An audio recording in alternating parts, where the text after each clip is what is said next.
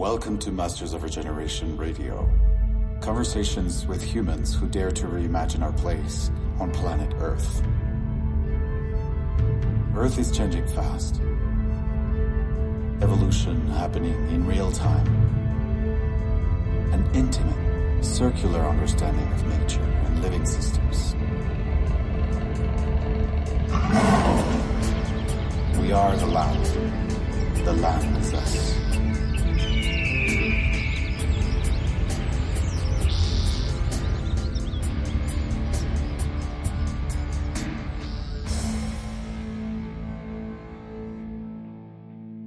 Hey everyone, welcome to episode 24 of Masters of Regeneration Radio. This is your host, Tomas Reyes, and our amazing guest today is Paul Hawken. Paul started the famous Erewhon supermarket 53 years ago and went on to edit an important book that came out a little over 2 years ago called Drawdown, the most comprehensive plan ever proposed to reverse global warming. Paul is an environmentalist, entrepreneur, author, and activist who has dedicated his life to environmental sustainability and changing the relationship between business and the environment. He's one of the environmental movement's leading voices and a pioneering architect of corporate reform with respect to ecological practices. He's founded successful ecologically conscious businesses, writing about the impacts of commerce on living systems and consulting with heads of states and CEOs on economic development, industrial ecology, and environmental policy. He's the founder of Project Drawdown, a nonprofit dedicated to researching when and how global warming can be reversed. The organization maps and models the scaling of 100 substantive technological, social, and ecological solutions to global warming. I'm pretty sure you've been watching the news, right? Glaciers and forests are disappearing, biodiversity is threatened, 1 million species are on the verge of extinction, and toxicity, temperatures, and populations are rising. How do we produce everything, right? Energy, food, clothing, transportation, consumption, wildlife. We will redesign how we manage them all. We have to. How do we create then that new reality for us and planet Earth? Where do we find solutions that are fearless, that are circular, regenerative, exponential, and protect all of our life support systems? That's why we created Masters of Regeneration Radio. This is an emergency response podcast featuring the heroes creating global solutions to the ecological challenges of our time.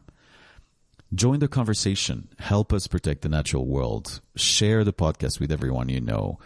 Get all of our guests' book and publications and follow them. Inform yourself and make responsible consumption decisions every day, please. Masters of Regeneration Radio is available on iTunes, Spotify, YouTube, Stitcher, and all of those good podcast platforms. If you speak Spanish, we launched Radio Maestros de la Regeneración last June 2019, and it's available on the same platforms. Here we go. This is episode 24 of Masters of Regeneration Radio with Paul Hawken. Fearless responses to our objective reality. Well, thank you so much for making the time. My pleasure. Yeah, very excited to talk to you. There's so many questions. Where are we talking from? Are you in Los Angeles? So I live between LA and Bogota because we're growing the project both in English and Spanish. Right. And pursuing some more food-related stuff in Colombia and in the US and in English, mostly content. Right. Because there's a bigger market the market's a little more saturated in the health food segment in California and East Coast. Oh, really? Anyway. Really? Oh, really? LA? the food desert of LA? I started Erewhon when I was 20 years old. So, and go in there now, it's like, oh my God, It is a little ridiculous sometimes, It is. Yeah. I was based there more permanently, and the past year and a half I've been traveling a lot, and every time I come back there's 20 more brands of bone broth and 30 more, vegan cheeses, and it's just interesting. Yeah, you could look at LA and the outlets like Erewhon and so forth as kind of a incubator trial, launch place, Yeah. But that's one way to look at it. Yeah. I mean, that's a good point. Yeah. But, it's pretty crazy. But I think about it, I mean, because, when I started Erewhon, I mean, it was pretty simple, but it was very, very, very, very high quality. That was the thing about organic and standards. And, but it was accessible to everyone. In other words, anybody could shop there, eat there, live there, or not live there, but I mean, live with that in their budget, Yeah. Was that, and most people don't realize how long ago that was, right? It was, that was 50 years ago. 50 years ago. 50 years ago. No, more than 53 years ago. Wow. 52 years ago when I started. And the backstory, Tomas, is that it was a buying co-op. A buying co-op means a bunch of people get together and then order from Walnut Acres and different places, and then you bring it into this is a basement on Newberry Street. And then you divide it up in donut bags and weigh it, and people put in the money. And so, pay the expenses of the basement, but everybody's volunteering. It was co-op, and that's how people could afford great food because they were getting it at cost. There was no markup. And but the people came on other odd days and things like that. We'd have stuff left over, and so I took the job on because nobody came into the store and I could read and study. Yeah, I thought, this is a great job. And I literally did $25 a day. That was my average sales. And, which today is maybe like 75, but still, it was like nothing. And, one day somebody came into the store and said, how do you know that your oil is cold pressed? It was Hain oil. And I said, well, because it says so, right there, cold pressed. Yeah. And then quite coincidentally, somebody said, how do you know that oats are actually organically grown? And I said, because we get them from Mennonites in Pennsylvania, Mennonites, come on, Mennonites, they're like Amish, they don't lie. And they use horses, come on. But when they left, because, there's this sort of journalistic part of me, I thought, I just really don't know, which means I lied. I should have said, I don't know. Which is really would have been the truth.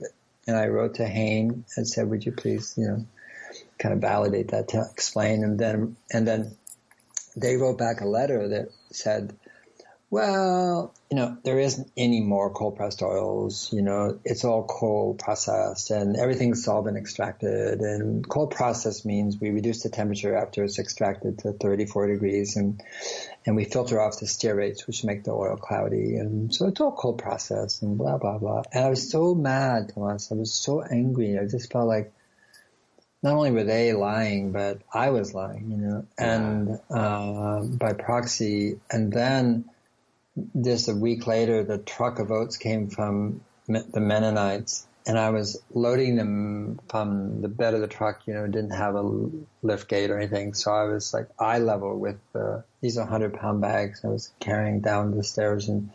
But the label sewn in on the Bemis bag, said National Oat Company in Des Moines, Iowa.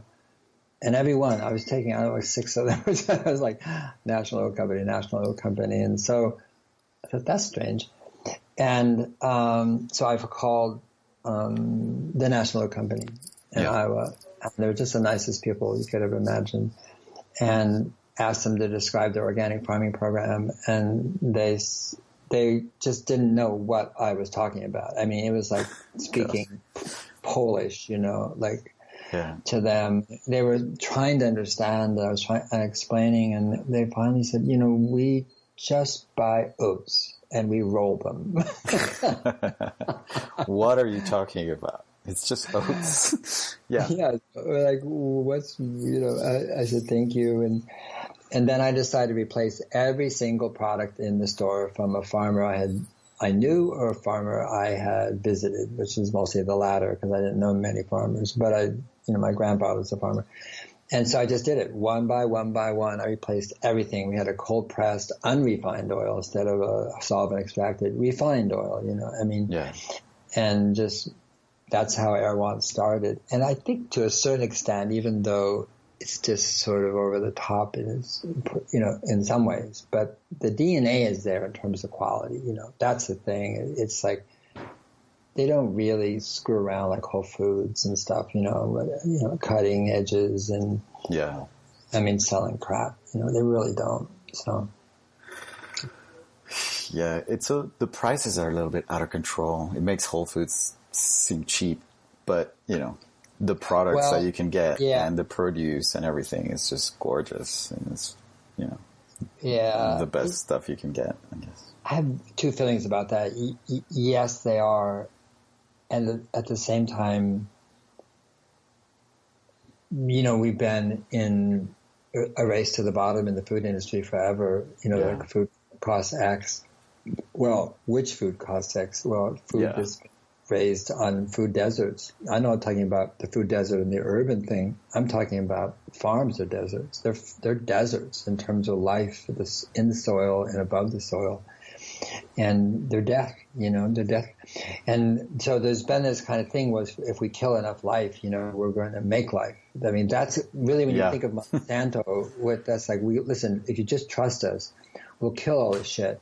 And you're going to have more life being, quote, aka food, and of course that, seeing how that turned out. But, so, regenerative farming is the opposite, which is like life produces the conditions for more life, which is, it's kind of DUH, like, but. Yeah, no shit. Yeah, really? Yeah. Where'd you learn that? But you know what? It's a great example. Your story is a great example of, I think, what people are experiencing right now, except that you experienced it 50 years ago and it's crashing against the food system. And, you think you can trust your food producers or you think you can trust the farmers, because they're taking care of you and the population and providing the best possible food. And that's clearly hasn't been the case in the last 50, 70 years.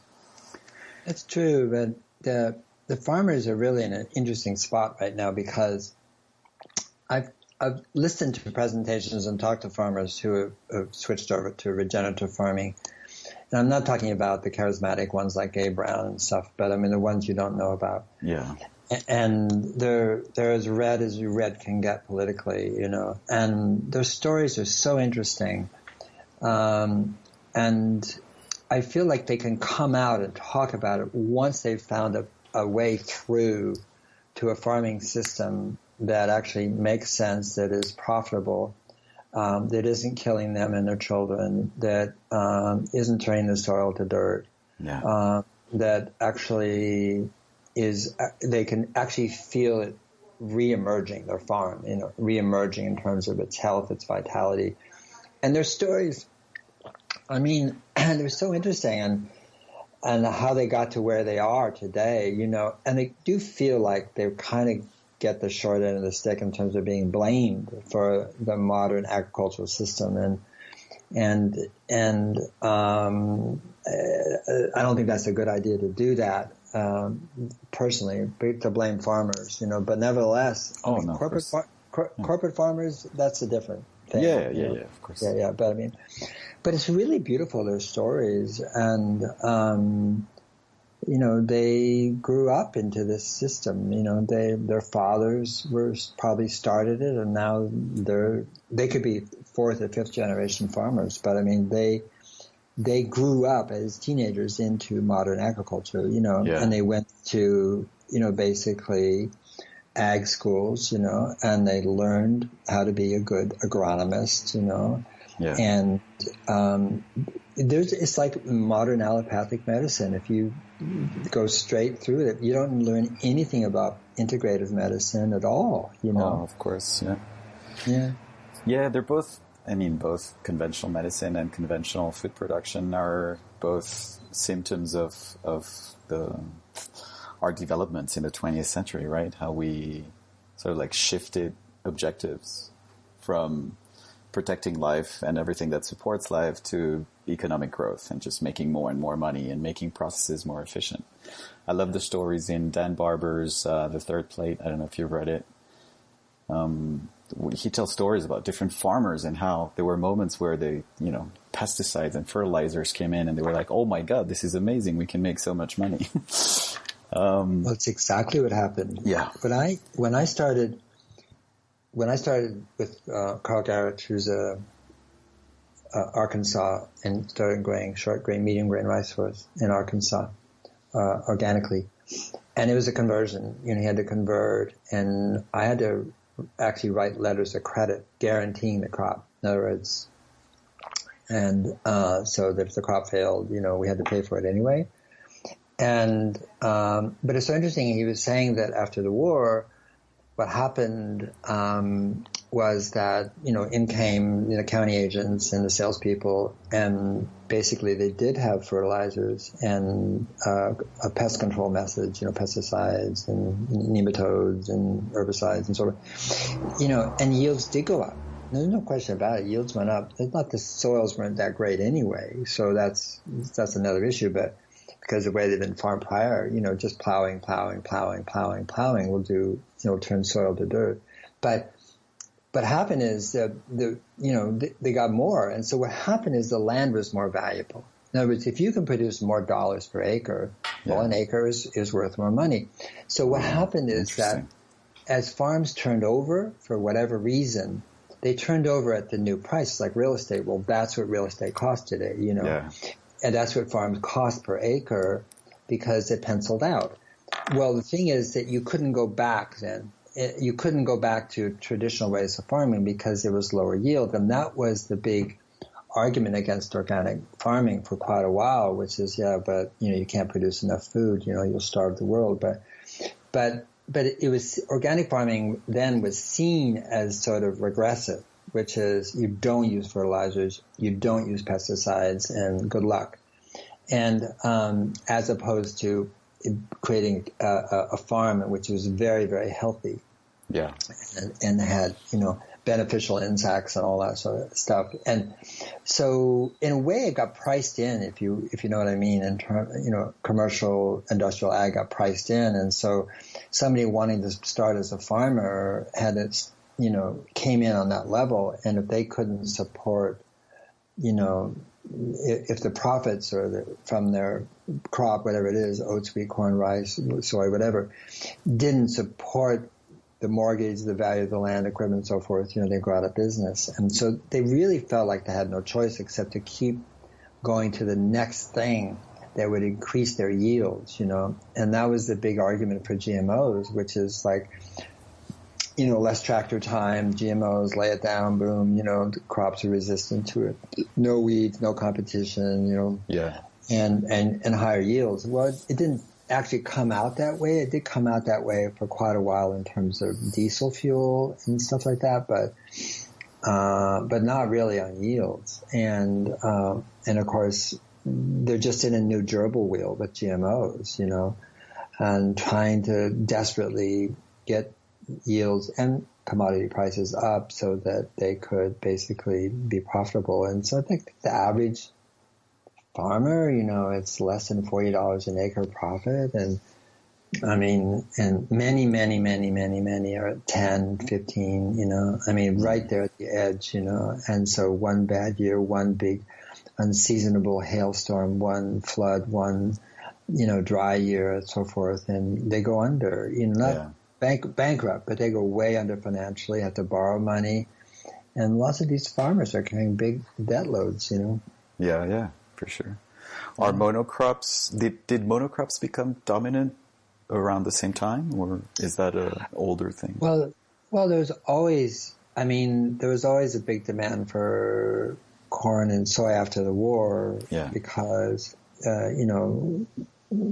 soy fixes nitrogen and corn is ravenous for nitrogen, and so that was a pairing that made sense. The corn was, of course, for bacon. So, well, it really was. the soy was for CAFOs, but soy for bacon soy was for cattle and then the corn was for bacon. And, so that was the rotation, but there was no underlying, there was very little, cover crop rotation. There was some, maybe in the fall, some rice, some vetch, some leguminous crop like vetch or something like that, but not very many farmers did that after, modern technology became dominant, they didn't think they had to, which is an expense, in the short term. And so that rotation became pretty dominant. And yields went up. They went from 100, 110, 120 bushels, 130 bushels. Farmers used to, 800, 180 bushels of corn per acre. I mean, there was like kind of bragging rights, and I mean, any farmer at that time would have said, well, that's the future. Just have to figure out how I can, get involved with that, because, that's a heck of a lot of, corn out of 1 acre, from 100 bushels, to 180 or, stuff like 90. I mean, they were doubling, the output. And, very few getting 180. But I'm just saying is that, they knew about others who did, those numbers were bandied about, and so there was a race to the bottom. Yeah. Well, it's an interesting time, and it's important that more and more people are interested in having this conversation around food, and to go back to the Los Angeles, example, that you get all the vegans fighting with the other ones, and everybody just claiming their way to save the planet or contribute to saving the life as we know it. And I think it's important because I'd like to invite everyone to have a more open and complex conversation about it, because it's not that black and white, like if you think of industrial agriculture and corn and soy and all the agricultural runoff to the waterways and the lakes, and, it's CAFOs, yes, feedlots are terrible, and industrial agriculture and monocrops are also systems that we need to leave behind, aren't they? Well, CAFOs for sure. Yeah. For sure. For sure. CAFOs definitely, it's like torture concentration camps, and Yeah, but I think that, first of all, we have to step back and say, okay, we have to make a transition. In other words, you can't just shut down every, of course. Yeah. And so people are going to eat. Okay, so that's number one. Number two is how we're going to make the transition. And so the thing about any one view of what we ought to do is kind of like my way or the highway sort of thing. That's actually what happened. That's what Monsanto did. So we can't go back and imitate that and say, okay, they were dead to rights wrong, and I am dead to rights right. In other words, and if you eat meat, it's like, and the relationship between animals and the land is so misunderstood. I think. I mean, even the Nature Conservancy, when they first started buying these huge ranches in New Mexico, from these, they had these, 100,000, 250,000 acre ranches, and that were generational and very sere land, obviously it's New Mexico. I mean, you get sometimes cyclonic rains or something, but it wasn't, it was desert mostly. And there was cattle on these land, and they took the cattle off, and the land just degraded so fast, and, or they fenced it, which is kind of like the same thing. And so it was like, so we really, really lost the understanding of the symbiosis between animals and grasslands and soil. And so that's coming back, and people push against it, vegans push against it. Well, it's animals, you're killing them, it's terrible, and all that sort of stuff. But that's from that point of view, you just have to say, okay, but then how do you restore land? What does the farmer do with the animals, you know? Mm-hmm. And so you have to answer the question, not just pose the problem. From your point of view, from your philosophical point of view, the vegan point of view is really highly ethical and beautiful. So it's not like I'm criticizing that at all. Oh, yeah. But the land doesn't know about that point of view. The land co-evolved. Yeah. I mean, when people got first to Iowa, you know, it's 10 feet of topsoil and tall grass prairies where you couldn't even see. You had to get on your horse and stand on it to see where fire was coming from, you know. I mean, Prairie Earth, that beautiful book, you know, is a wonderful description of what it was like before the white man. Yeah. And but that was antelope, but that was bison. And the grasses were incredible perennial grasses. I mean, just unbelievable, beautiful environments. And so same with the Serengeti. You know, I mean, the Serengeti co-evolved with the herds. And so all hats off to Alan Savory, you know, for basically eloquently describing the prey-predator relationship, you know, in grasslands that really determine the grazing patterns and the regenerative patterns, you know, the grasslands evolved in. But we just have to realize that everything we see on Earth co-evolved, you know, with animals and creatures, you know, like protozoa and bacteria and fungi and mycelium and everything else, you know, birds and insects, you know, we're important and are important, you know, and so we're at that wonderful turning point where we realize, oh yeah, life. It's what an idea. And regeneration is all about, really. It's like bring life back, you know, and with all its richness, right? Yeah. Oh my gosh, yeah. I mean, it's so extraordinary. Yeah. It's it is extraordinary and important, and realizing that interdependence, that of all living things in an ecosystem. Yeah. So, sorry. I was going to say, well, you know, my next book is called Regeneration and Ending the Climate Crisis in One Generation. But the first book, Drawdown, was like, 100 most substantive solutions, but that's by the book, you know, it's a list, impact, okay. But actually, there still is, not in that book, but I mean, in I think the world as a whole is coming to realize that this is for real, and it's coming on like a freight train. Yeah. That it's like the climate isn't it that we need to fix, you know, and that is the thinking that caused the problem, that it's other, and we have to fix it up there, and when in fact what we have to fix is actually our relationship with each other, and each other means not just human beings, but actually each other, all our relations, you know, which is the trees, the insects, the bugs, the frogs, the fish, you know, the deer. I mean, and we have to fix that relationship, because what happens here determines what goes on up there. We have to fix down here. We can't fix up there, but we can fix what's here on Earth, you know. And the only way we're going to fix it is biologically. I mean, it doesn't mean we don't need renewable energy. Of course we do. We need to stop burning old sunshine and sticking it up there. But the idea that somehow that's going to solve the problem is ridiculous. And we can't solve it without doing that. Of course, we have to run up current solar income, just like Bucky Fuller said, you know. Yeah. But so that's brilliant and wonderful, extraordinary. And to get back to some sort of climatic stability, we have to bring that carbon that we put up there back home. And the only way you can bring it back home is basically regenerative ag, rewilding forests and oceans. There's no other way to do it. Absolutely, yeah.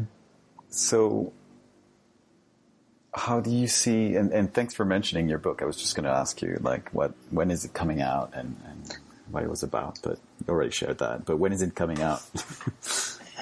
Well, it's 2021, April, May, and I don't think I could finish it before then. If any listeners are crack researchers, and you know, tell them to get in touch with Paul at paulhawken.com. And it's like, so, but you can't publish into a presidential election.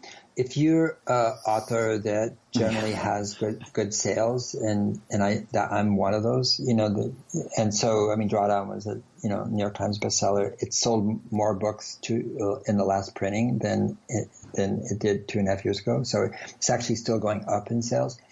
You don't publish into presidential election because people are so anxious, and so it's a graveyard for books. So even if I could get it out sooner, it would be foolish. Yeah.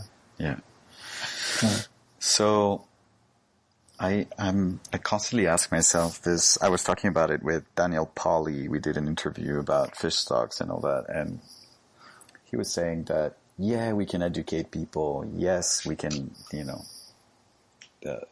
kind of distribute this important knowledge and all this information on regenerative systems and how to sort of not depend on one entity that will take care of our problems, but empower ourselves and communities and, all that.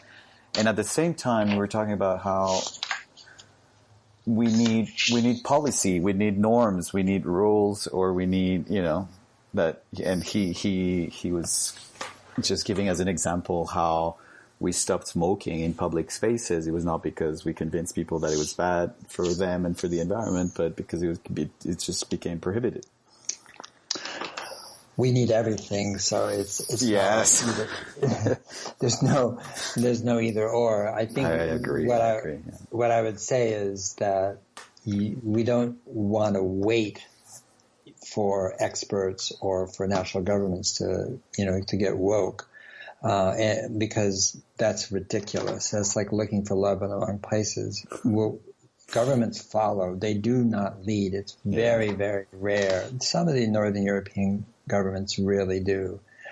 And you could say China's leading in its own autocratic way, which is very cultural, which is, go, go, go. And, the lead times from decision to action are very short compared to the West. But it's not that the conference of the parties isn't really important. But if we think for a minute that somehow if all those people get their shit together and really agree on something, that something's going to happen, that's just not true. And so it's really about agency.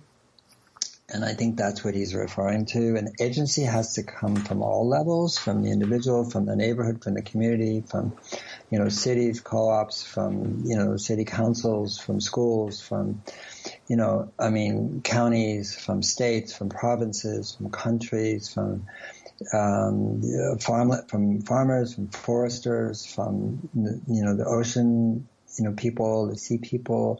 Agency has to come from everywhere.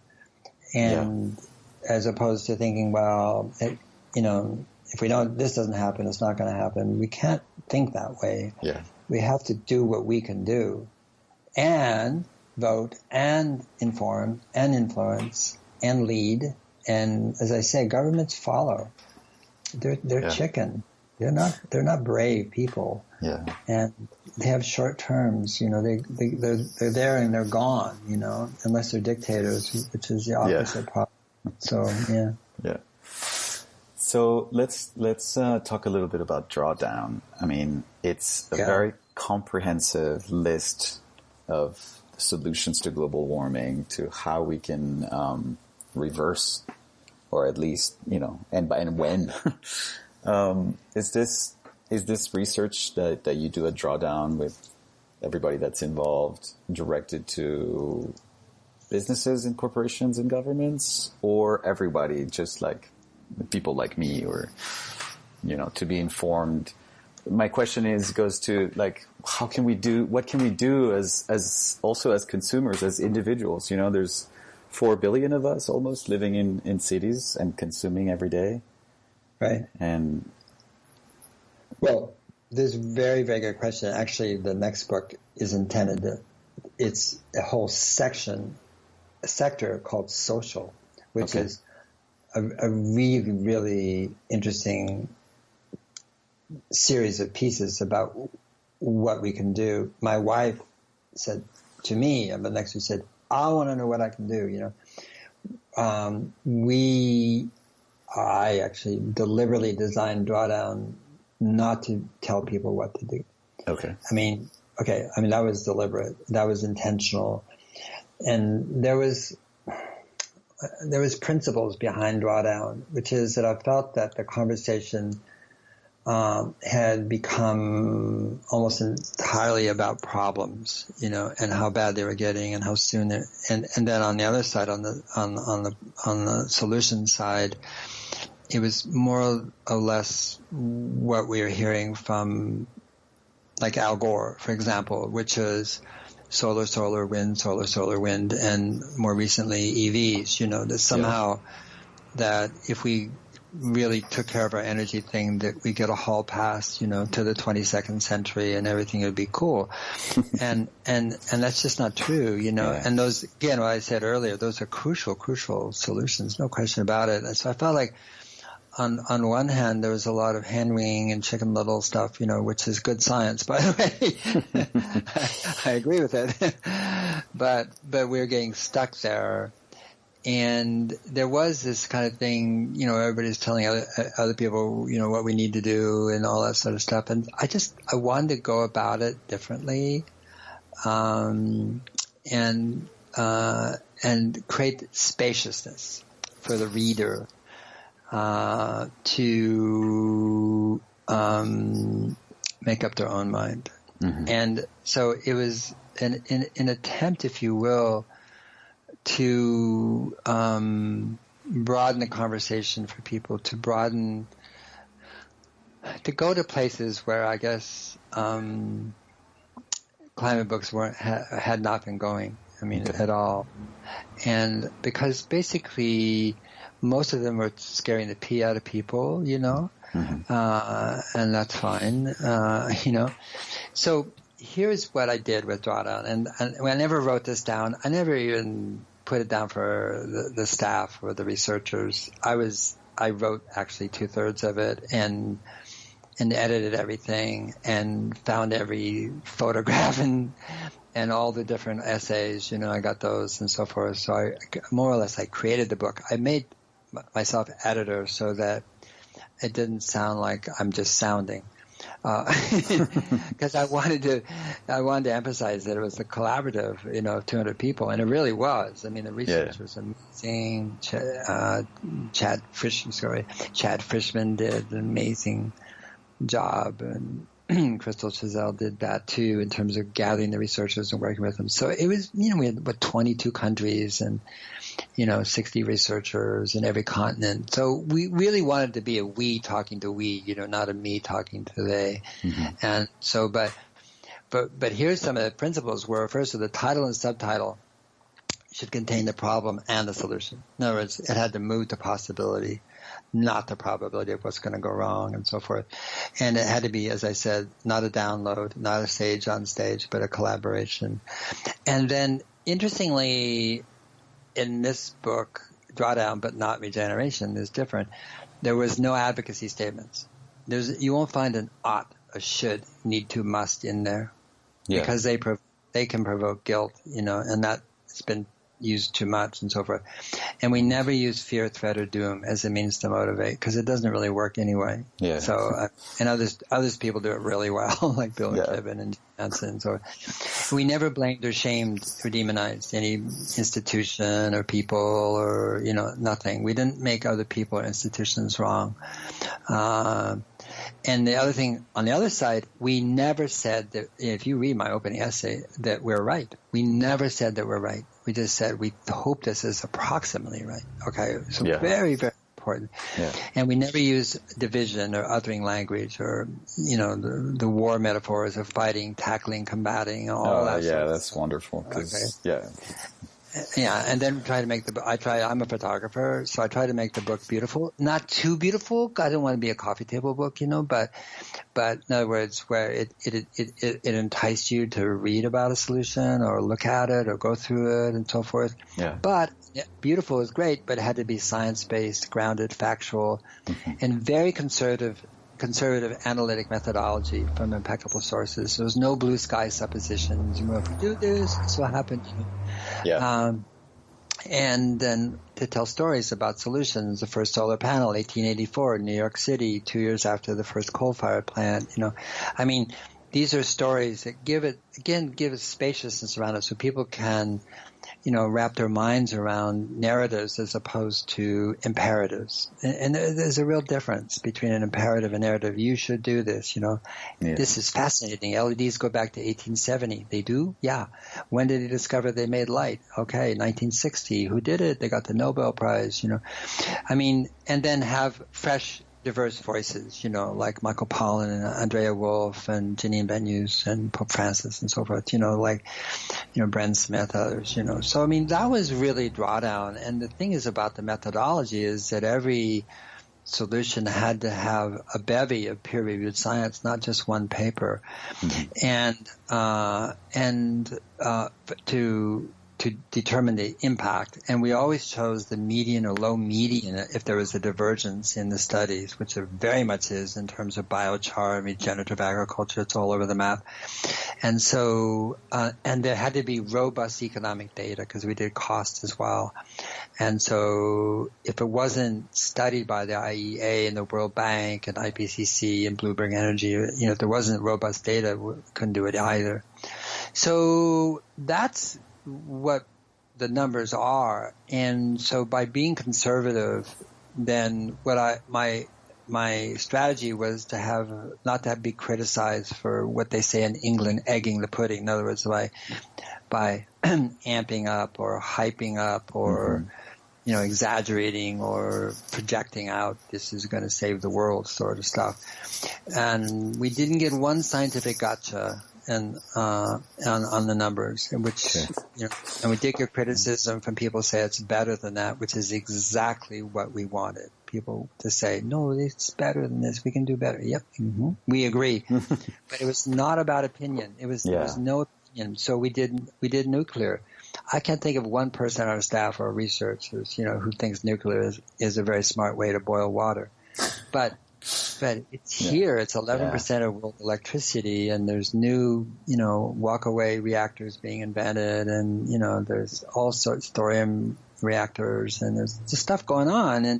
And then I did fusion and coming attraction, which I know very well. But so and people like the Sierra Club said, "Oh, we're against it. We're not for this book," which is so stupid, because we are just being objective instead of being and opining about what we should do, and we just felt like something that needed to be out there. And that so that people again could see the possibility. And we got lots of anecdotal things from younger people who gave it to their dad, never the mom. It's funny. The dad was the one who's sort of being obstreperous and, Mom, I don't believe this stuff. And who basically, moms don't say, dads say it, they have a position, and then who loved the book and got interested and realized that this wasn't, because somehow it's been made into a political issue in this country. I don't know how that happened. Climate is a political issue, and it's not. It's been politicized for sure, but it's not a political issue. And so I'll try to avoid all that. So that's how Drawdown came out, and it's being taught from fourth grade, every level of school, from 4th, 5th, 6th, 7th, 8th, 9th, 10th, all the way to MIT graduate school. So, wow, that's amazing. Mm-hmm. Yeah, no book has ever done that, and I think it's because it's accessible, and accessibility was really important to me. That the book have that accessibility, that you can enter in on all those levels. Yeah. Kids in 4th grade cut it up and make pictures and like cards, they say, okay, what's this? What does it do? And turn it over and there's the answer, Yeah. And Lord knows what they do at MIT. But they do study it. And, at PSU, they have a whole bunch of Drawdown classes, and Penn State has more climate scientists on the IPCC than any university in the world. So, it's climate central.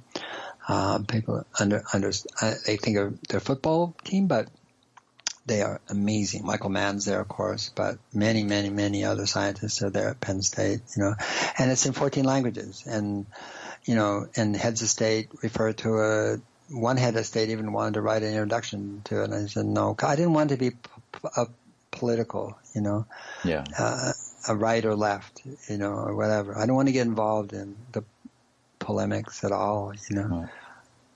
So yeah. Well, that's wonderful and refreshing and important to provide sort of like this objective, big picture look at our relationship with the objective reality, which is the natural world, and how we manage all those resources. I just started reading it, not reading it, listening to it on Audible last week, but I'm going to get myself a hard copy to look at the images now. I can't imagine what it's like on Audible. I mean, because it wasn't really written as a story. You know, I have books like Blessed and Rest that you can listen to beginning to end on Audible. Yeah. But they have a beginning, middle, and end, you know. Yeah, yeah. And Drawdown does too. But, I mean, what do they do? Read the tables, you know? I mean, at the end, you know? I don't know. I haven't listened to it myself. Yeah. It really needs to be seen. And I remember people saying, well, books are outmoded. We're in the digital age. And I said, I don't think so. Yeah. Because the thing about the book is, and the reason it's such a big seller is because people buy them by the box and they give them away. And so it's like a currency, like here. And it's a way for people to extend to another person a way of understanding and a set of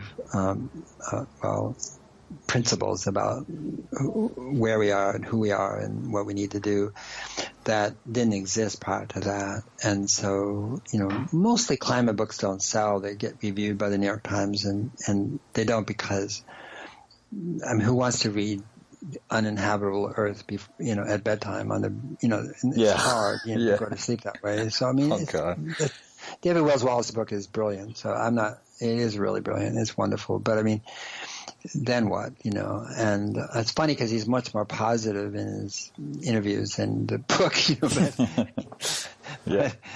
but or The End of Ice, is another one, it says, okay, what does that mean? And it's really great to understand what the end of ice means because people think, oh, well, I don't really go up there, So, well, that doesn't matter if you go to the Arctic or Antarctic at all, what matters is this exquisite relationship between the poles and the rest of the oceans and currents and weather and climate. I mean, of course. So beautiful, I love this transition where we understand our relationship to life in this interdependent, dynamic way, right? But there's been so many decades of separation and understanding life like machines, like parts, right? Mm-hmm. Mm-hmm. So in Drawdown, I was surprised the first time I saw the list of the 100 solutions to global warming, and I had no idea that the refrigerant management was that significant because it's number one in the list. That makes two of us. We didn't know either. Wow. we had no idea. Because you always think of, transportation, fossil fuels and, well, I also learned in the process that food production was just almost as high a percentage of contribution to carbon emissions, to excess carbon in the atmosphere. Food is 8 of the top 20 solutions. Yeah. 8. I mean, you total them all up. It's bigger than electrical generation. Yeah. And you would think, well, electrical generation, that's coal gas, right? Mm-hmm. Oil in the Mideast too, but that's coal gas, and that's like double glazing the planet, all our electricity generation. And everybody knows that's number one, right? Except it's not. It's right up there. Don't get me wrong. It's right up there. But we just didn't understand. And part of it is food's a twofer, which is that if you go to renewable energy, you're avoiding emissions. Okay, that's great. We need to stop putting greenhouse gases up there. No question. But what food does is put them up there too, and not just greenhouse gas. Well, not just CO2, but methane, nitrous oxide. So, but, when you change how you produce your food, change how you farm, and some other practices, change your diet and, eliminate food waste and so forth. But changing how you farm actually brings carbon back home. So it's a twofer. So you can farm one way where you're emitting, and a second way where you're actually bringing carbon back home. So, except for deforestation and afforestation, things like that. I mean, there's no other real solution that does that. That stops emissions and then reverses them, and that's what food can do. That's why it's just crucial that we understand, practice, and institute practices that benefit everybody, from water, fish, butterflies, children in the future, jobs, prosperity, soil, dirt, nutrient quality. I mean, it goes right. You can't. The list is so long; it's astonishing. Yeah. Yeah, it's like how do we understand ourselves as if I'm a food producer, how do I understand myself not as a rice producer but as an ecosystem manager where rice grows, kind of thing. How I mean, it's so interesting. I mean, the first task of everyone is what to do, and the first thing to do is educate, learn. In other words, because the more you learn, the more then you will know what to do, rather than somebody saying this is what you ought to do or should do or what we need to be done, which can all be true. But when you own it, now I see it, because really, what are you seeing? Actually, you're seeing that it's all connected. That's what you're seeing, and that's a social understanding, and that's a biological understanding, and that's a climatic, if you will, understanding, which is and so now instead of seeing agency, it's like, well, what can I do? I'm just an individual. I'll ride my bike. I'll do this and that, but it won't make a big impact. Actually, the only way an impact happens is an individual coming to understand their interconnectedness and the interpenetration of this beautiful miracle we call life and this planet, and realizing that I don't want to get into quantum and all that sort of stuff, but one person is how things change. And absolutely. Even if you don't have the experience, of being in the headlines or writing a book or giving a speech or giving a talk or being referred to, it's irrelevant. I'm sorry. What's relevant is one person and two and four and 8 and 16. And it's how everything changes, whether it's in our body, in a tree, or in society. And that's how things grow. I agree. And right now, people, we all need, I know I could use some hope, and that's why I do the podcast, because I want to have these conversations with people like you who truly are doing wonderful work, and that's really important. And, like the Amazon's been burning for 2 weeks, and what are we doing about it compared to when Notre Dame was burning in Paris a few months ago? That's a perfect, what's the word? It's not an analogy. It's an analogy, of course, but I mean, it's like, it brings into sharp relief the difference between what we value and what we don't. Because it's too simple. It just gives us air, right? It just gives us the air we breathe in. Yeah. The other one has to do with the symbolic beliefs that also support our life in many ways. Well, the Amazon actually, the O2 thing is sort of overemphasized. It's not really true. What's really true is that the albedo effect and the moisture and the respiration of the Amazon determines the weather in Europe. Yeah. That's what the Europeans are going, whoa, wait. It determines rainfall and a lot of factors, or at least it used to. Yeah. As you get increased warming, the jet stream gets more and more wonky. Mm-hmm. And that's due to warming, not due to the Amazon. But so anyway, I don't know how. I think that another way, I don't use the word hope because I feel like hope is I call it the pretty mask of fear. Okay. And all hope depends on fear. And if you're not afraid of something happening, then there's nothing to be hopeful for. Okay. Right? Interesting. And so what we need to be is fearless and not hopeful. Oh, I like that. Yeah. Yeah.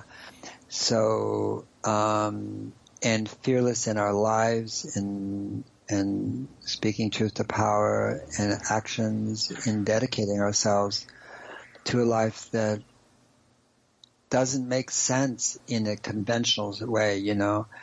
I mean, but the lives that don't make sense are the Kardashians, are the people who just keep, you know, trumpeting a way of being and seeing and influencing on Instagram and the world that is absolutely meaningless, pointless, and degrading both to what it means to be a human being and degrading to the planet and everything that lives here and makes it sacred and beautiful. And so, you know, that means people have to be brave, you know, to say, you know, I could do this and this would be an outcome and I would be quote, quote, comfortable or this or that or esteemed or respected or blah, blah, blah. Or I could actually do what needs to be done, you know. And that takes courage and fearlessness, and hopefulness doesn't do anything, frankly. And I actually like that, fearless. People say the book is hopeful, and I said no, the book is Drawdown is a reality project. Drawdown is a fearless look at the reality of our planet. Yeah, and Regeneration, the next book, is a reality project. You know, I'm not interested in making people hopeful at all. Yeah, because then it's almost like it's a cop out. Yeah. Oh, I feel better. You know. Oh, I feel better. Everything's going to be all right. Yes. Yeah. Don't feel better. Thank you. Stay there. Yes. Stay in the discomfort. Stay in the uncertainty. Stay with the understanding that humans are mostly tuned out of this one, you know, and checked out. Okay. Yeah. Why?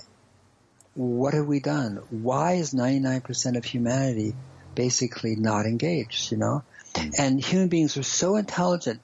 We are genetically hardwired to focus on our survival and well-being. So where's the disconnect? There's a reason for this. Yeah. And rather than say you should be, you know, basically engaged, we can start to look at how this crisis is being communicated and is being communicated. And the fact is, it's, you know, we're communicating with sort of impeccable science and completely inept psychology.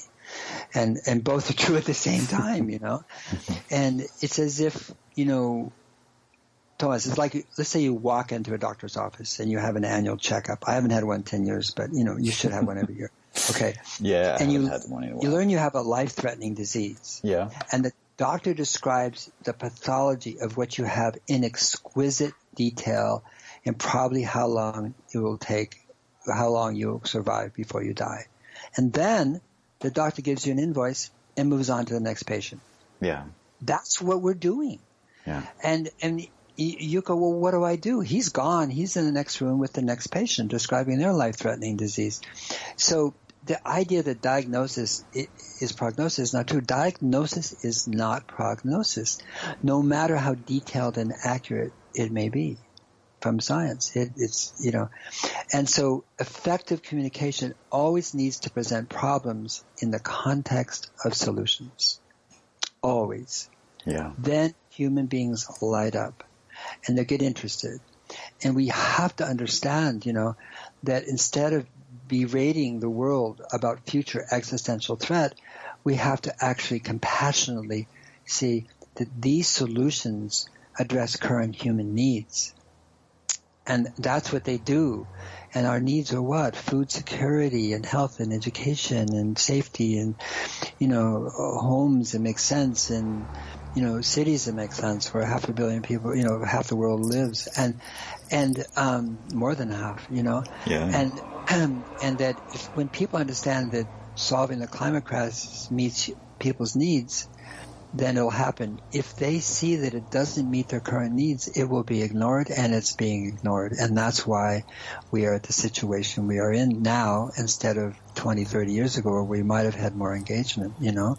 Yeah. And so that's regeneration is very, very clear that to call it social justice is true, but it's deeper than social justice, because that sort of sounds like we're granting justice to society or parts of society that we are treated unjustly. Mm-hmm. But it's actually creating the conditions for self-organization in the world so that the localized poor can become self-sufficient, and we need to restore pride and dignity and respect and give purpose and meaning to people. And if there isn't a greater purpose and meaning in the world to regenerate it, I don't know what is. Yeah, absolutely. Wow. Well, thanks for the fearless focus, Paul. That's wonderful. I will use that as opposed to hope. It's a good insight. It's a great insight. So do you want to talk a little bit more about regeneration? Do you go a little deeper, or Sure. Would you rather? Sure. Okay. Awesome. Well, you're the masters of regeneration. So come on. You are all the masters of regeneration. So we are all. Sorry. A great cohort. We are. Well, actually, all of nature is, because it's the default mode of life. Yeah. And as soon as you stop killing, scraping, poisoning, burning, or whatever, life regenerates. That's what it does. And that's right. So it's built into every cell on this planet. So it's really, when you think about it, actually, regeneration is about alignment. It's like, can we just get in alignment with the forces that are here, innate into life itself? So rather than imposing something upon the world, which is what we've been doing, and not to say that it hasn't had benefits, but we're imposing. Regeneration actually has three big pillars, and then three biological pillars and three social pillars. I'm not sure I'm going to call them pillars in the book. I don't know. Yeah. It sounds so Greco-Roman. Yeah. You know. Yeah. But like a pillar. Who's that person on top of the pillar? Oh, that's, Marcus Aurelius, But whatever I want to call it. But I'm just saying there's 6 sectors, and then there's the 7th sector is social. Okay, which is really about mobilization, organization, communication, education, how to mobilize on all levels of society quickly, powerfully, effectively. So the first 3 are about regenerative ag, rewilding / forests, and oceans. And there is now the Terraton Initiative that came out of Memphis, and Indigo Ag, which is a private company that has a suite of ancillary technologies and techniques and practices that support regenerative agriculture. Indigo Ag is the opposite of Monsanto. It's not it's not against Monsanto. It's just the other opposite of what Monsanto and Syngenta and these companies have done, basically. And Terraton Initiative. It's called what? Terraton? Well, the company's called Indigo Ag. Okay. Mm-hmm. Okay. Out of that has come a nonprofit called the Terraton Initiatives. The Terraton is spelled with 2 R's, but actually is a double on time because it's TERA, Terraton, which is 1 trillion tons of CO2 to be sequestered in 50 years. I'm going to try to convince them to do it faster, but so 1 trillion tons of CO2, right? So Regen Ag and all its manifestations. Okay, and there's a lot of them. I mean, we think of Regen Ag as, no-till, cover crop, animals if possible. And I mean, we have various of the basic principles of regenerative ag. And yeah, I mean, for sure. No question. Mm-hmm. But when you actually start breaking it into the different areas, it's about rewilding bees and pollinators. Mm-hmm. It's about key lining. It's about seed coating. It's about decommodification. It's about sensors. It's about alley cropping. It's about, and this really relates to, well, not so much the ecosystem of Colombia, but the dehesa of Spain and the montado of Portugal, biochar, polycultures, soil key in Australia, pasture cropping, Colin Seiss. This is regenerative agriculture is a very beautiful, complex, emerging field of our relationship to the land. And probably the best book out there is Charles Massey's book, Call of the Reed Warbler. Just a exquisitely written classic, but it's very up to date. It just came out. So that's the first. Can you repeat the name of the book? Call of the Reed Warbler. Okay. By Charles Massey, Massy, and just a sweet, wonderful, humble, brilliant man who can write. He can really write. My God. Beautiful. And a farmer, not a fake farmer like me, a journalist, and although I have farmed, but true blue. And so there's 1 trillion tons, and that is possible by increasing the grasslands and farmlands in the world, which is about, I guess, 11.6 billion acres, by increasing the carbon content by 0.5%. If you increase just the farmland, 3.6 billion acres, from 1 to 3%, you get to a teraton. Either way, you get there or both. So there's 1 trillion tons. That would take us to 1870 if we just subtracted it from existing CO2 levels, right, in the atmosphere. Okay. Now, 1 trillion tons is not going to happen, and it's impermanent. There's occluded, there's labile carbon, there's all sorts of things here. So, but it sets a number which is actually valid. All right, it's valid. That is possible. Okay. And then there's rewilding, which is the forests, but that's also wildlife corridors and gill planting and pollinator pathways and beaver seeding and there's so many ways to. Instead of just thinking, let's plant a tree, yeah, for sure, but it's really bringing back wildness and there's a report that just came out from the EHT, the Crowther lab at EHT, which is the Federal Institute of Switzerland, and that if we replant 800 how many? I forget, 800 million hectares. I forgot figures. I'm sorry, I'm blanking on the figures, but I think it's 800 million acres of forest in China, Canada, United States, Brazil, and what is the other country? 5 countries, Russia, that would not displace people or food. We can basically sequester 700 billion gigatons of CO2. So that paper came out 4 weeks ago, it's 800 billion, so it's not 800 million. But and then there's what I call sea change or oceans or regenerative aquaculture. And now this one is the most further out in terms of where we are right now, but nothing sequesters carbon faster than kelp. Nothing on land. Okay, wow. So we know that, and we have a very big kelp seaweed industry on sort of low-lying coastal wetlands all over the world, mostly in Asia.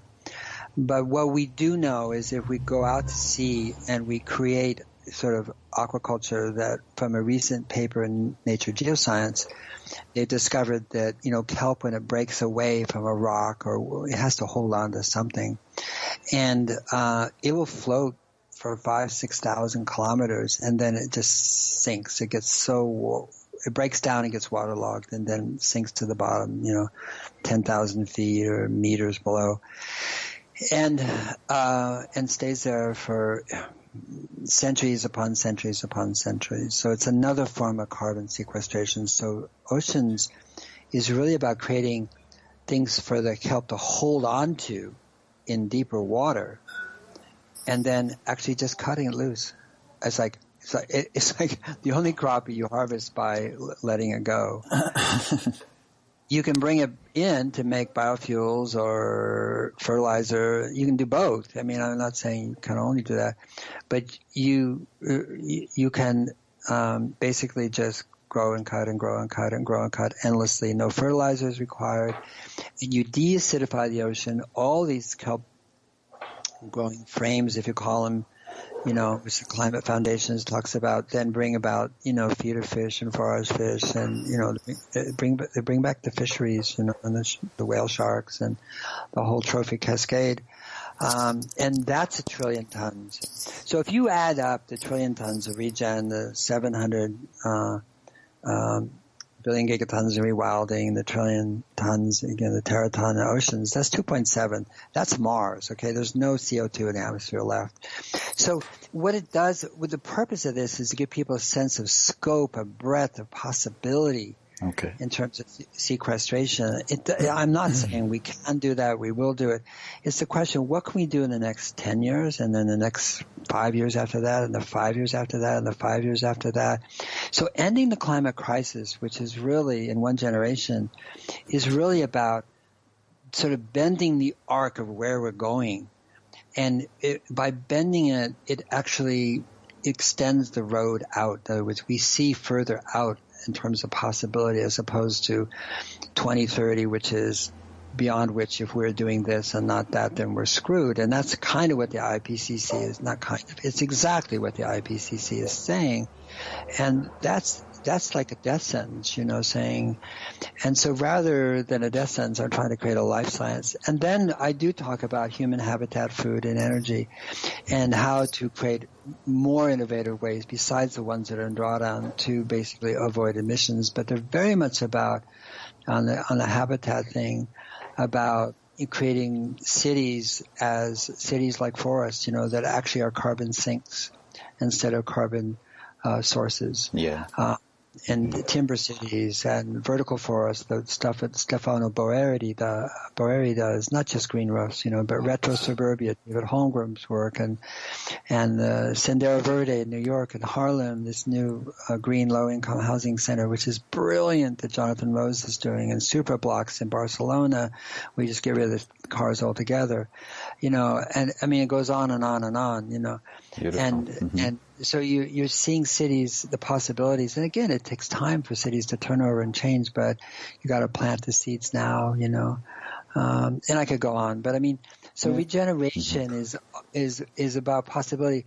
These things are all valid and they're being practiced. There isn't a peer-reviewed science. Science is fairly slow, and somebody's got to fund it, and who funded it, what was their motives, and what was the methodology, and so it's all grounded in science, but we don't have time to wait for science to peer review, basically reversing the climate crisis. Yeah. No, I mean, yeah. No kidding. They can do it after the fact, Yeah. And I think one of the important essays in it is Marilyn Robinson's essay, Is Poverty Necessary? I mean, and there's another essay about this creates 1 billion jobs, I mean, the idea is, again, it's like a diversion, I mean, the diversion is destroying the earth. And, there's this, people, I mean, this idea that somehow, I don't know, it's been around, I've said it for a long time and so forth, but the idea that somehow it's unaffordable, But yeah. I would just ask, how is it that destroying the earth is seen as good business? Yeah. I mean, how did that happen? We have to really step back and say, that's insane. Yeah. Not just bad. Yeah, it's insane. It's a complete collective insanity.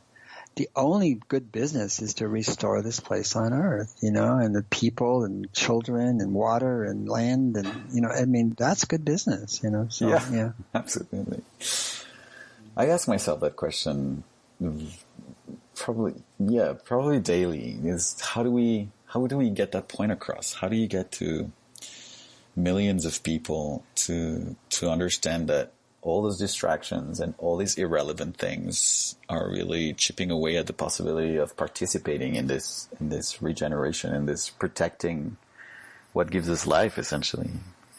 I mean, You saw the thing, I think, on Monday, was it? The conference board, and Jamie Dimon, the head of JP Morgan, made these announcements that they decided that they have to start focusing more on social well-being and environmental well-being instead of shareholder value. And it was like, really? Wow. God. Stunning. I mean, the most conservative group of corporations, proudly announcing that, shareholder value isn't everything. I mean, it's like, wow, but that's it a big does step show, for mankind. I could mock it, in terms of its, tardiness, but that there is, I think corporations are waking up going, oh yeah, like we live here too. And, if people don't thrive, we're not going to thrive. I mean, it's selfish in a way, but they're realizing that they're connected to everything. And actually what they're realizing is they're disconnected from so much. Yeah. And they have to connect, And that there will be no shareholder value without air and water and food and stability. I mean, Warren Buffett is brilliant, but he's missing a lobe when it comes to that. He's in Wells Fargo, he's in Coca-Cola. I mean, he's in these businesses that are just like, you want to gag. And yet, but he's brilliant and he's very clear-headed in terms of shareholder value. But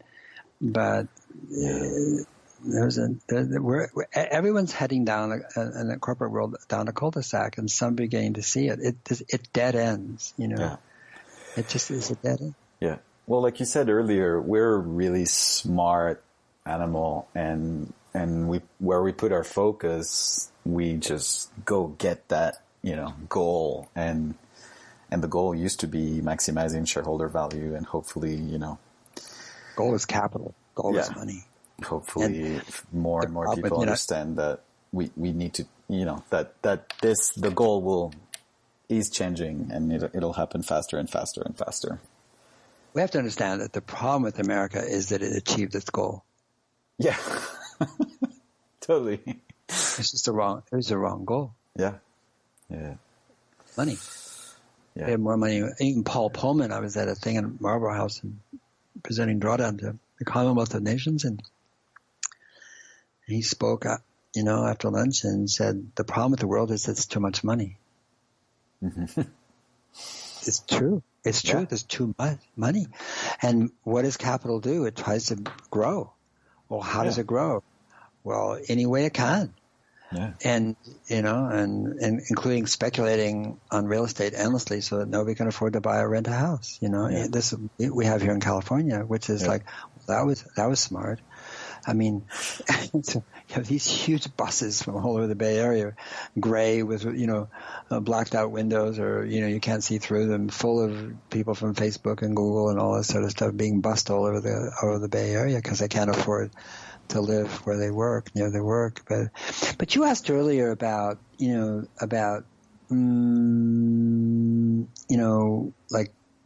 the comment that somebody made, that you quoted, I forget his name, but saying, about cigarettes, the reason we don't smoke in places because we made a rule, regulation, law. And I agree, but with that. But I do think that it's time to create what I call the Interorganizational Panel on Climate Solutions, because really the IPCC, the Intergovernmental Panel, right, on climate change, was never asked to solve the climate crisis. Okay. And it succeeded. Its directive was to study the impact of global warming. And we have to understand that this is not a science problem. Yeah. It's a science description. It's a beautiful science description. Brilliant. I mean, hosanna to all the scientists. It's a human problem. So humans have to stop looking to science to solve the problem. Yeah. I mean, that doesn't mean we don't need brilliant engineers and technologists and so forth, working, entrepreneurially and otherwise, on specific solutions. But I'm just saying, you step back, we think, okay, so they're all meeting together in Chile in December. Okay. But what's going to happen, besides pronouncements, and, changes in arguments about how much the West should pay for the developing world, and transfer payments for what we've done in the past and what they need to do now. And all that sort of stuff is like really like, I mean, talk about playing a piano on the Titanic, you know. I mean, it just doesn't really address the problem. And so I'm not gainsaying it in terms of its existence. You know, it absolutely should exist. And Christiana Figueres is amazing. Christiana Figueres is an amazing, amazing, amazing woman, astonishing woman. But we need to create what I call the IPCS. And the IPCS is interorganizational, which means it's any size or scale. It teaches, shares, learns, and collaborates, you know. These are daily, weekly, monthly meetings in church basements, in elementary schools, communities, you know, city councils, companies, you know, of people coming together and saying, hey, let's figure out what to do. We're here. We live here, you know. And that's what we need in the world is the IPCS, you know, not some top-down organization that meets once a year, you know, in 4- and 5-star hotels. We need to meet wherever we can, as often as we can, and come together and listen to each other and learn. And, you know, that's what we need to do. And so regeneration is very much about trying to inculcate and launch the IPCS, which is, again, not going to be top-down. I mean, the purpose of Drawdown and regeneration, Tomas, was to create the conditions for self-organization, as opposed to be a hierarchical top-down organization where, you know, I know, we know, listen up, you know, you don't. It's like that. Even if that worked, even if it worked, it's so slow. Yeah, we don't have that time. Yeah. Well, we're in. I mean. Can't wait. Looking forward. Join us. Be a collaborator. Be a part of it. Really. I mean, I sincerely mean that. And throw stuff over our fence, you know, like, Paul, you know about this? What about this? And I meant it to the listening audience. I need some crack researchers. You know, we got them last time from universities, and we pay modestly. You know, I don't get paid at all, so they get paid more than me. I can say that. Yeah. This is wonderful. Yeah. Yeah, and it's us, you know. That's, I mean, this is interorganizational. You know, this conversation is an interorganizational panel on climate solutions. Yeah. That's you and me, and there's people listening or going to listen who will say, "Yeah, I want to be a part of that," and so forth. You know, and but it'd be great if they had master's degrees and PhDs and understand environmental science and climate. Otherwise, you know, or farming or agriculture, or, you know, that'd be really, or oceanography. You know, rather than just like, I want to help. It does take scholarship. Yeah. You know, science. Science is almost a prerequisite. And social science, by the way. So I want to, not that it's really a science, but it's called that. But understanding society and how humanity works, So that's an invitation. I've never done that on any program for fear of what might come back. Well, I have the solution to free energy. If you just listen to me, you can solve all the problems. You know, I have the best silver bullet in the whole world. Thank you for sharing. I get that quite a bit, you know, and it's like, I love the intention, but it's like, you know, but this audience, I don't know. I have a feeling it's a great audience. Beautiful. Hopefully. Thank you. Thank you for what you do. Well, thank you for what you're doing. I don't know if you'd like to add anything that we haven't covered. Just gratitude to you, gratitude to every single person who's listening, for honoring the life we share and dedicating their life to those who come after us, and actually to those who've come before, because the wisdom of those who preceded us, and I speak specifically of the indigenous people, First Peoples all over the world, is extraordinary. Yes. And to basically, you know, I said in one of my talks, first of all, in the United States, I mean, I can't speak for Colombia or, you know, other places. You have to speak for yourself. But I mean, to stop and turn around and say we're deeply, deeply, deeply sorry, you know, deeply and beyond sorrow. And to have that heard, you know, and meant, you know, but so people who are listening who honor both the past and those who come, in the future is a life that is the most worthy, beautiful life possible. And I think indigenous people understood that and, overwhelmingly organized themselves and how they're related and to the commons and to each other with that underlying understanding, that this earth is a gift. And so I just want to honor the masters of regeneration and to become more masterful in every way. Thank you so much. Thank you so much for sharing all your wisdom and all your dedication and insights. And thank you for your work, Paul. It's a pleasure to speak to you, Thomas. Yeah, lovely. Thank you so much. All right. I look forward to the IPCS then. Well, you can start it where you're in Colombia. I'll tell you how to do it. For sure. Okay. We're working on it. We're actually working on it with a few friends down in Bogota, and just coming together and saying, all right, that enough distraction. There's nothing else really. The only reason to create the IPCS is to create the basis for Colombia to link to